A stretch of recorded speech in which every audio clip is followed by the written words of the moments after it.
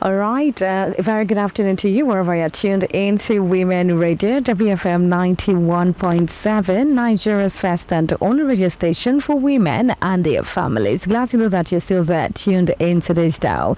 Today is Friday, day 14 in the month of June 2024. How are you doing today? I really do hope that your day has been a lovely one. And a quick time check brings us to 8 minutes past 3 from this side of the radio. I hope you're trying your very best to unwind and relax and have fun in between, because the weekend is here. It is finally time to let your head down and take a deep breath, and consider the fact that Monday, Tuesday, you are going to definitely have a great time resting because it's holiday. So I hope you take advantage of this holiday period and have a good rest, because it is very important. You know what to say? All work and no rest will definitely make you a dull person. So try as much as possible to have a good rest. Take advantage of this weekend and, of course, the holiday period to have a great rest. My name is Blessing Agbeja. Thank you very, very much for joining me this afternoon on the Woman Agenda.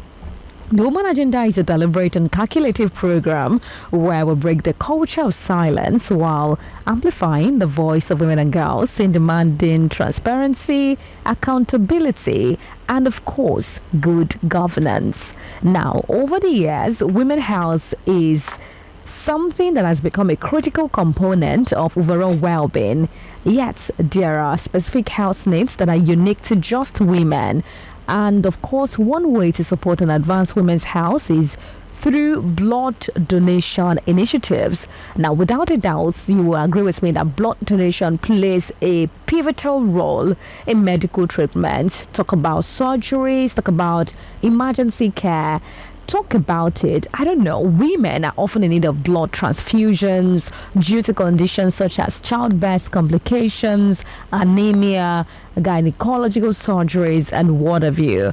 And the only way we can actually make a direct impact on women's health and wellness is to continue to promote and participate in blood donation initiatives. So yes, to this end, in commemoration of the World Blood Donor Day, celebrated annually on June 14, on the program today, we will be discussing advancing women's health through blood donation initiatives. And joining me on the conversation today, I have Nze Chika Victoria, a pharmacist and a gender advocate. Hi, Victoria. Good to have you on the show today. Hello. Good afternoon. Very good to have you. Good afternoon. Very good to be Good afternoon. Well. Thank you very, very much for joining the conversation for today. All right, you can be a part of the conversation by calling us on 07000 917 917. Send us a text and WhatsApp message on 0703 175 6537. Log on to our website at www.wfm917.com. Download the mobile app, the BFM 917. Send in your thoughts to our social media platforms, WFM 917.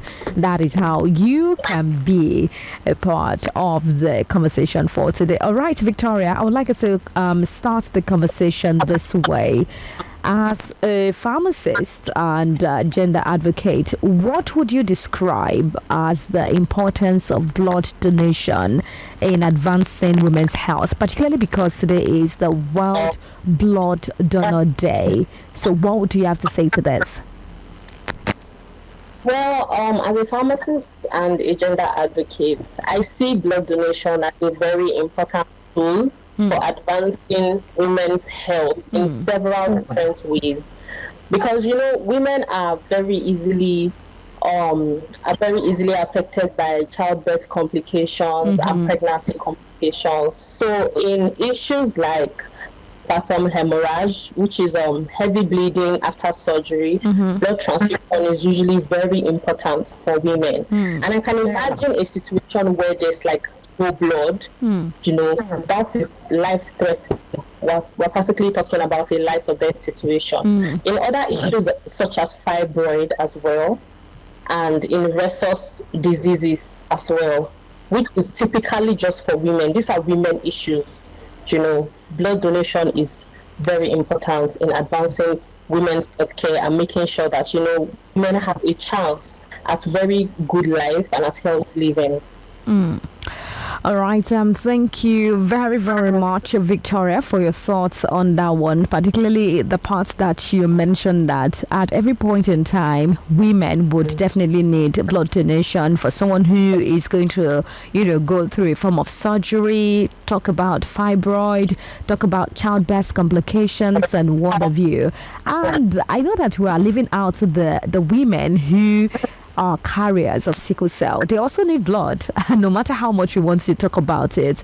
And it is also very important that we donate blood to support this cause. So thank you very much once again for sharing your thoughts on that part. I myself, I am a blood donor. I have donated blood before, and it is something that I look forward to.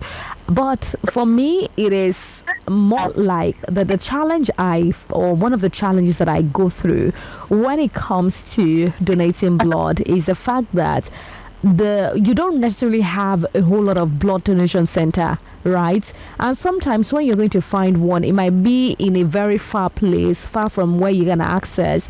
When you decide to go to a private hospital to say, oh, you want to donate blood, they tell you, oh, we don't do that here. So there are specific places that they don't, allow you to donate blood unless you go to, let's say, the blood donation center, which might be very far from your location, because I think we have just one in one state. So my question to you is, minus this one I've talked about, what are the challenges or barriers that women face when it comes to accessing or even participating in blood donation programs? Thank you very much for that question. There are so many different challenges facing women as regards blood donation. I think one of the primary challenges is the fact that many women actually lack awareness. Not many women know that they can make blood donation a say once in 3 months thing. All right, so Victoria, just hold your thought for a moment. Let's hear from this person. Okay, so we lost the call. Please go on with your thoughts. Okay, so not many women actually know, and sometimes they do know they can that they can donate blood, but sometimes they don't know the eligibility criteria, and it makes them not want to go forward because they feel like maybe they are not eligible enough, to donate blood and things like that. So, and I think that many blood donation centers are not usually very open with what their eligibility criteria could be, so that more women can be aware, off of the top of their head that, okay, I'm very eligible to go and donate blood this month, things like that. And, women are usually constantly juggling several different things, especially women who have kids, they have a job. So that can be a barrier most of the times for women to go and donate blood because, they don't have time to leave their workplace, or even if they don't have, even when they are not at work, they may be at home taking care of their kids, to leave the kids and say, okay, I want to go and donate blood. So I think that there would have to be some way to mitigate this, to meet these women in the middle, because we cannot exactly ask them to just leave their work, and their children to go all the way to donate blood. And you stated that the centers can sometimes be far. Yes, absolutely. And so you have work and kids, this makes it even harder for them to leave work and leave their kids and, go to donate blood. And then, for women, there are so many misconceptions as well, which actually also act as barriers. In some places they say women are not supposed to donate blood because women already lose enough blood through their period, through their menstrual cycle. So they'll tell them you're not supposed to donate blood already because you're losing, you don't have enough to donate. Many of these things, and it boils down to the education, to the fact that they are not aware of many of the things that they should be aware of as regards when they can donate blood, how eligible they are to donate blood, what the do's and the don'ts of donating blood, are. And I feel like if we can educate more women on things like this, these barriers, we can honestly mitigate them. All right. Thank you very much for your thoughts on that one. I know you mentioned something about misconceptions and myths surrounding blood donation among women, and I would like us to touch on it in a minute. But before then, let me go back to my experience. When I was going to donate blood, I reached out to a few friends. I wanted to encourage them because blood donation is something I am passionate about. If you have seen a situation where there is a matter of life and death, and your blood could actually be what will keep somebody alive at that moment, I don't know what is so I'm looking for what is so selfless than that, knowing fully well that your blood is going to be the reason somebody is alive or somebody is saved, and the person you are even donating for. What did you say? There is superhero in that moment. Exactly. And the fact that when you even make this donation, you don't even know who you're saving. You don't know who is getting your blood. You don't know who your blood is coming handy to save. So I reached out to a couple of friends and I was gingering them, let's go and donate blood. It's something we should do. Let's save lives. And they were like, somebody looked at me and said, how many blood do I have in my body? And I'm saying I'm donating blood and all of that. I was almost discouraged because somebody was like, why would you can't donate blood? How many blood do you have in your body and all of that? I said, when I get there, I will know if I am eligible to donate blood or not. Then I was practically discouraged because of what I heard them say. At the end of the day, none of my friends followed me. I went to the center on my own, and when I got there, they were like, are you sure you want to donate? Like, who told you? I said, I just woke up and I said I want to donate my blood. And then I got there, they were like, oh, thank you for doing this and all of that. And I know this is just one out of the myths and misconceptions out there about blood donation. So I would like you to enlighten us on this. What misconception or myths have you heard about blood donation, particularly about women? I know you said one, the period, losing of blood and all of that. But one thing I know is that when you get there, they will check your blood count first. If your blood count is not enough, they will tell you to go if they know that you cannot donate. So nobody's going to force you and nobody would compel you to donate your blood. Over to you, Victoria.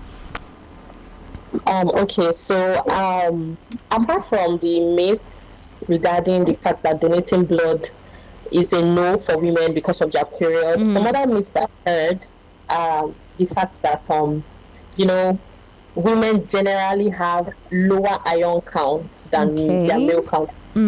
Yeah. So for that reason, they are usually discouraged from donating blood. They'll tell them keep your iron levels for when your baby will need it for when you are pregnant. That. And while they might not exactly be wrong, because women do have lower iron levels compared to their counterparts. And the reason for this is because naturally, the male testosterone encourages the body to produce more iron. Okay. So it acts as it tells the body to produce more iron levels in the body. However, women don't have that. The very large percentage of women don't have testosterone naturally, or they have it in very, very tiny amounts. Our more of estrogen and progesterone. And progesterone does not, or it reduces the absorption of iron in women. So progesterone signals the body to reduce iron uptake in the body of women. However, it doesn't mean that women cannot donate blood. Okay. Because the reason the male body, produces more iron is because the male body needs it for their muscle. They have way more muscular activity going on and all that compared to women. So they need it more than we need it. And our iron levels are generally, in the case of no deficiency, our iron levels are generally enough for us to be able to donate blood. And in the case where any woman is afraid that donating blood might depreciate her iron levels, it's okay because iron levels can be replenished. Yes, I agree. The iron levels can always be replenished, And this takes us back to education and awareness and all of that. So more women need to know that their iron levels can be replenished. So it doesn't matter how many times that they donate blood, or whether they donate blood at all, their iron levels can always be replenished, especially from what they eat. Red meat helps the body to use more iron. Chicken, liver, spinach, broccoli, all of it. We have all of these things, and we have them even, affordable meals. We have them as well, and you can always get your iron levels back up from what you eat, and your body will always just produce more ions from making sure supplements are also available. Although you need a doctor to tell you that yes, so that you are not at the risk of elevated iron levels. So you have to be careful when you're taking supplements containing ions. However, you can find ions in our natural food, and we can eat foods enough for us to replenish our iron levels. So that's a misconception. Another misconception is the fact that women are usually told that donating blood can be very painful. And this is not entirely true. Well, it is painful though. It is painful though. It is painful. Yeah. So when you donated, you felt a lot of pain. No, it was at that point of inserting the syringe. So thereafter, I think it was just at that point. If you have fear for needles and all of that, just close your eyes and let them put it. Exactly. So it's basically just at the point of inserting the needle. The process can be uncomfortable at best, but we can't call it painful. Okay. For people who have needle anxiety, we're not throwing your anxiety issues away. Exactly, it's valid. Valid. Yes, it is very, very valid. But the needle anxiety can be talked through. The people who are available at the blood donation centers, they're always loving, always nice, I agree. Always willing to do anything, So I believe you can be encouraged, and you can be, eased into it, into donating blood as well. So, and sometimes women don't donate blood because they feel like blood donation takes a lot of time. They just think, I'll just go there and my entire day will be gone. But blood donation takes 10 to 15 minutes max. I mean, the actual blood donation, maybe the registration process and things like that. I agree. Might take a bit more time. Yes, might take more time. But to donate blood in itself is about a 10 to 15 minutes, thing. So I think more women should be informed, about things like this, so that this myth we can take care of them. So more women can be available to donate blood as well. All right. Thank you very much, Victoria, for your thoughts on the show this afternoon. 26 minutes past 3 from Women Radio 91.7, Nigeria's first and only radio station for women and their families. And yes, if you're just joining us, you're listening to The Woman Agenda. The Woman Agenda is a deliberate and calculative program where we'll break the culture of silence while amplifying the voice of women and girls in demanding transparency, accountability, and good governance. Today on the show, we are looking at the topic advancing women's health through blood donation initiatives in commemoration of the World Blood Donor Day celebrated annually on June 14. And my guest for today is a pharmacist and gender advocate, Nze Chika Victoria, and we have been having conversations on the show today. My name is Blessing Agbeto. You can call us on 07000 917 917. Send us a text and WhatsApp message on 0703 175 6537. Log into our website www.wfm917.com. Download your mobile app WFM917. Send your thoughts to our social media platforms, WFM 917.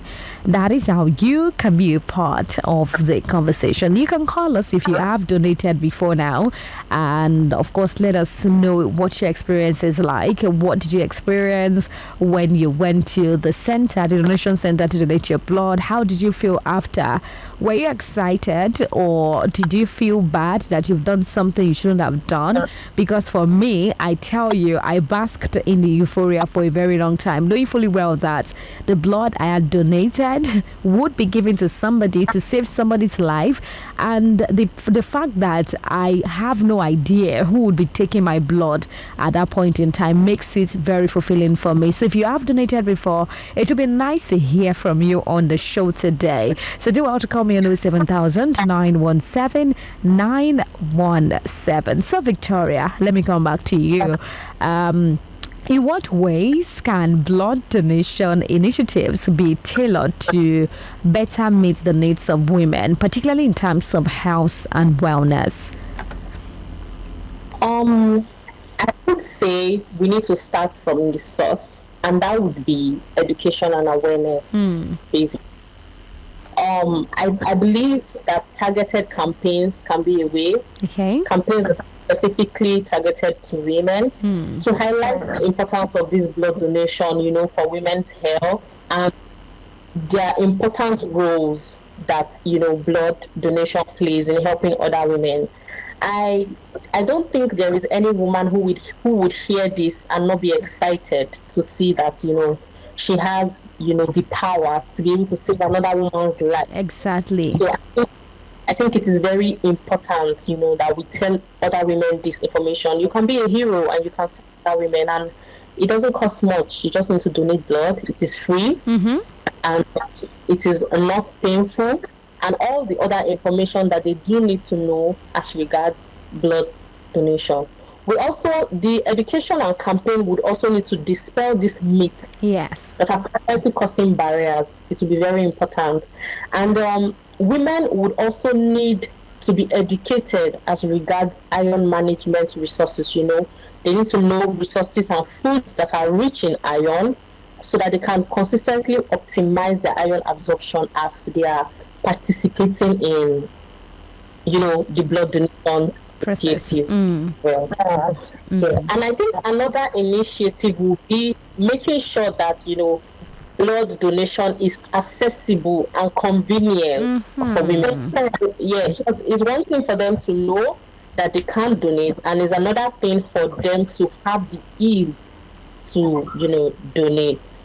So for women who have children, blood donation centers can work. They can partner with childcare centers. That is possible. They can partner with childcare centers, or they can offer childcare options for women who have children. The environment must be comfortable as well and welcoming. The scheduling should be flexible because, like we said, we know some women have to work and they have to take care of children. So I believe the scheduling should be flexible such that maybe women can come in during the weekends, maybe they could stay to accommodate busy schedules. I think even an initiative such as like a blood drive, the ones where you take the donation over to their workplaces, where you collaborate with some organizations and workplaces like that. I believe is something that can be done. So we take the donation to them rather than expecting them to come over to donate blood. So I think those are very key in ways we can encourage women to donate blood.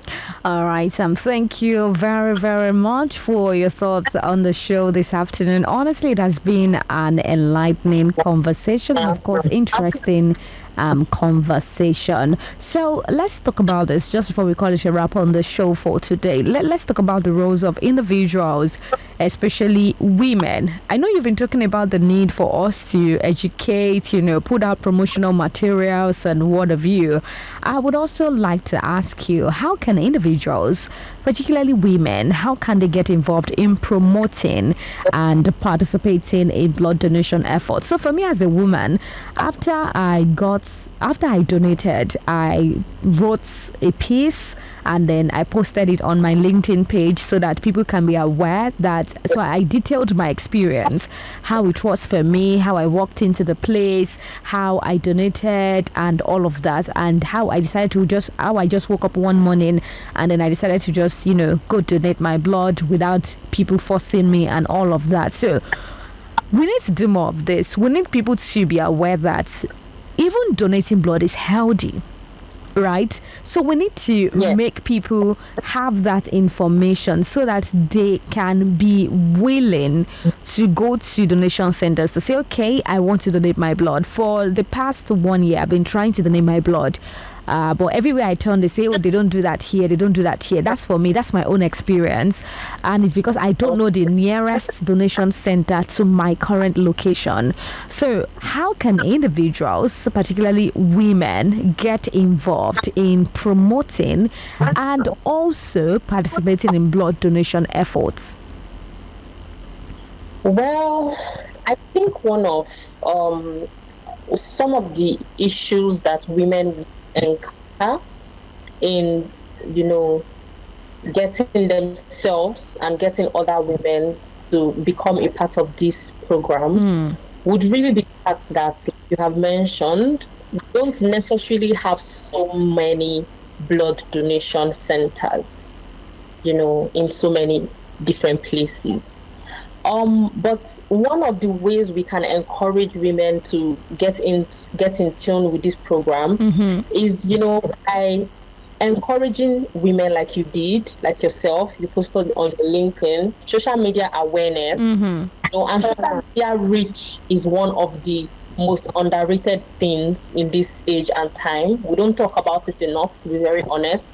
So we can raise awareness on social media to encourage more women to do this. We can, and this can be done by sharing stories. We make these women champions. We can share stories, about how, and then more women need to volunteer at blood donation centers. Many of these blood donation centers work.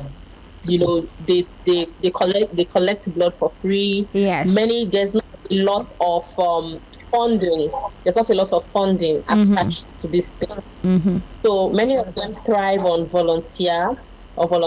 So if more women can come forward, and when you're free, at your free time, you volunteer at many of the current blood donation centers, I believe it will go such a long way, because there's so much work to be done and just so little hands, just so few hands on deck. So, if we have more hands, which we can get if more people volunteer to do the work, more women would be encouraged. We can reach more women, and more would have more resources running on ground. If what you can do is also to, donate financially, because it really moves without money these days. So absolutely. To donate financially, that works. If you can donate your time and show up for when most of these centers, when they have their donation drive and when they raise all those things, you can show up, you can volunteer. It makes things work, and more women should be encouraged to check their eligibility criteria. Encourage them to schedule appointments, to check how eligible they are, what their blood levels are, what their hemoglobin levels are, and all of that. I believe if we can implement many or most of these things, we should be able to move, in my. All right. Thank you very much, Victoria, for your thoughts on the show today. Like I said earlier, it has been an interesting conversation, and it's been really nice speaking with Nze Chika Victoria, a pharmacist and gender advocate, and we've been discussing the topic, advancing women's health through blood donation initiatives. It is time for us to call it a wrap on the show for today. Just before we go, Victoria, what will be your final words on the show? Well, I would like women all over the world, women listening to me right now, and I would love for them to tell other women, that one of the ways for us to continue to empower each other and promote a community of women is to make sure that women have health. And one of the ways to reduce the current disparity in health is by making sure that women have resources that they need. And I understand that, many of these resources, sometimes we are looking up to the government, or other bodies. But there are some things that we as women can do for ourselves and for other women, so that we can continue to grow. Hi, Victoria. Okay. I guess. Okay. Yes. Yeah. All right. Thank you very much, Victoria, for being a part of the conversation for today. I really do appreciate you for being my guest on the show. Do well to enjoy the rest of your evening. So, thank you for having me. Yes. Thank you. All right, there you have it from Victoria Nze Chika, a pharmacist and gender advocate. And today on the Woman Agenda, we've been able to discuss advancing women's health through blood donation initiatives. So, my question to you is that are you going to get up and make blood donation a priority? The fact that you are donating and you're saving the life of somebody you have no idea about, somebody you do not know, somebody you're not related to, means that you're doing your very best to make the world a better place and you're saving humanity. So I just want to encourage you today, try to do away with your fears, try to do away with all of the myths and misconceptions you've heard before now, and let's make blood donation a priority together. Every day people would always need blood. Yes, take it or leave it. So people with sickle cell anemia would definitely need blood. A woman who is about to give birth or who is going through childbirth complications would definitely need blood. Someone who got involved in an accident would definitely need blood. So please, I want to encourage us once again, as we call it a wrap on the show today, let us all prioritize blood donation. This is how we can actually contributes to the world and helps save humanity. Many thanks to the producer of the show and of course the executive producer Tom Okewale Shonaya. Thank you as well for being a part of the conversation for today. I hope you've been able to pick one or two things from today's conversation. Remember, the Woman Agenda is a deliberate and calculative program where we break the culture of silence while amplifying the voice of women and girls in demanding transparency, accountability, and good governance. Do well to join us every Friday, 3 p.m. on Women Radio WFM 91.7. My name is Blessing Agbeita. Good afternoon.